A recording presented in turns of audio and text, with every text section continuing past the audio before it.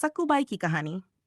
सक्कूबाई की कहानी महाराष्ट्र की एक महान संत और भक्तिन की प्रेरणादायक कथा है जो भगवान विठल विठोबा की अनन्य भक्त थीं। उनकी भक्ति और सेवा की कहानी आज भी लोगों को प्रेरित करती है।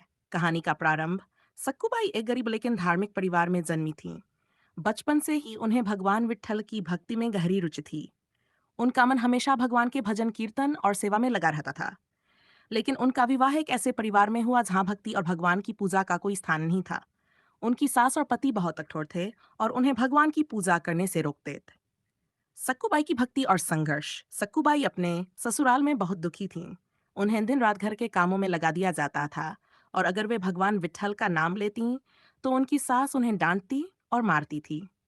लेकिन इसके बावजूद सक्कूबाई का विश्वास डगमगाया नहीं। वे मन ही मन भगवान विठल का नाम जपती और भजन गाती। एक दिन सक्कूबाई को पंढरपुर जाने की इच्छा हुई क्योंकि वे भगवान विठल के दर्शन करना चाहती थीं। लेकिन उनकी सास ने उन्हें जाने की अनुमति नहीं दी और घर के कामों में और ज्यादा उलझा दिया।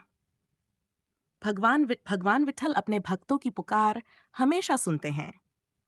जब सक्कूबाई बहुत परेशान हो गई तो भगवान ने उनकी परीक्षा ली और स्वयं उनके रूप में घर में आ गए। भगवान ने सक्कूबाई का रूप धारण किया और घर के सभी काम करने लगे। किसी को भी इस बात का पता नहीं चला कि यह असली सक्कूबाई नहीं है। इधर असली सक्कूबाई भगवान की कृपा से पंढरपुर पहुंच गई और विठल के दर्शन कर सकीं।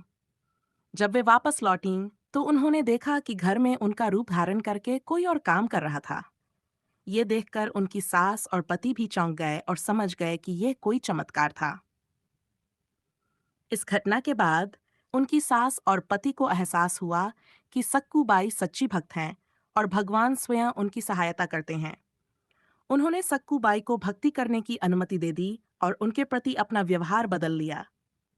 ये कहानी हमें सिखाती है, सच्ची भक्ति और श्रद्धा से भगवान हमेशा अपने भक्तों की मदद करते हैं, चाहे परिस्थितियां कितनी भी कठिन क्यों न हो। ये कहानी आपको कैसी लगी?